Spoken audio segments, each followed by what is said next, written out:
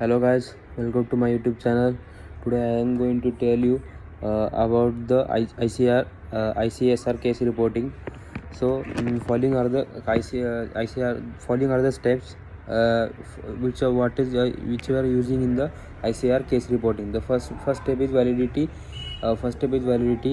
If case report is a valid, the first step should be data entry.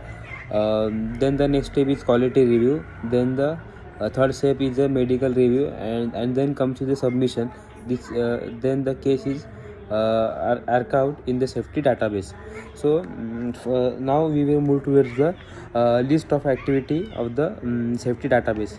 So first one is 4 minimum criteria. Second one, day 0. Third one is medical coding. Fourth one, labeling, seriousness assessment. Six de-challenge. Seventh is narrative writing. Eighth is casualty assessment, and ninth is submission. So the first one is the 4 minimum criteria. So the first criteria is identifiable patient, identifiable reporter, the suspected drug, and adverse event.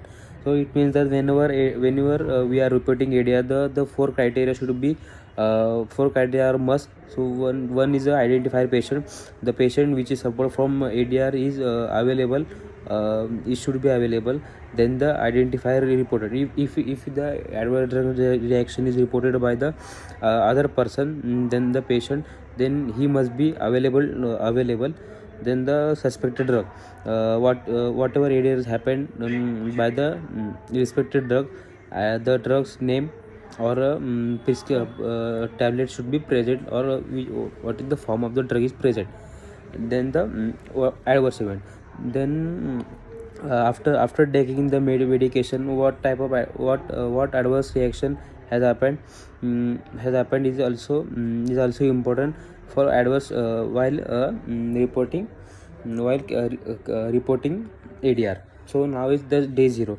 The day 0 means the day 0 is the day means the authorities receive receive information about the ADR. In simple words, the day 0 means the day in which the authorities receive ADR report, and so according to the seriousness of the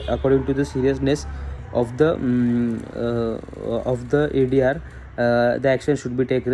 If the ADR is serious, then the action time will be 15 minutes. 15 days. Now the medical coding.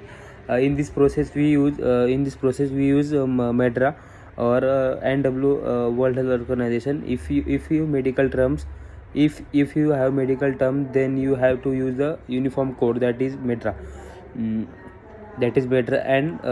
And MEDRA is mandatory, and World Health Organization is optional. For the labeling assessment, in this activity we will know something about something is occurred due to the use of medication or not, whether adverse drugs reaction is expected with the medicine or not. Various documents can be used. Labeling assessment, like in investigator brochures for clinical trials. In case post marketing, you can use product labels, package insert, etc. It is now fifth one is a serious assessment. It is also an important criteria because some drugs or medicine adverse event can be life threatening, or disability, or permanent damage to the patient, and sometimes it brings to the death to the person. So seriousness assessment is very important. If the drug is if the adverse drug is reaction is very serious and it is life threatening, so drugs should be the selling of the drug should be stopped from the market. Now the de-challenge and re-challenge. If the patient has taken a medicine, if the patient has taken a medicine in certain diseases occurred in his body, after some time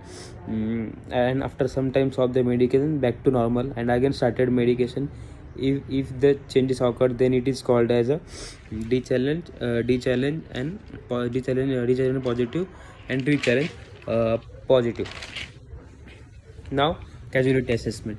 It is the now we move toward the casualty assessment. It is the method for determining the causal association or relationship between the drug exposure and the adverse drug reaction. Most commonly is World Health Organization causality assessment. So here are the points which are important in the case reporting. So thank you for watching this video.